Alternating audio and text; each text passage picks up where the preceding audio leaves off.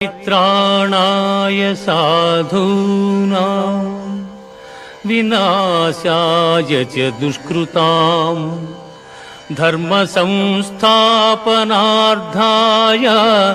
संभवामि युगे युगे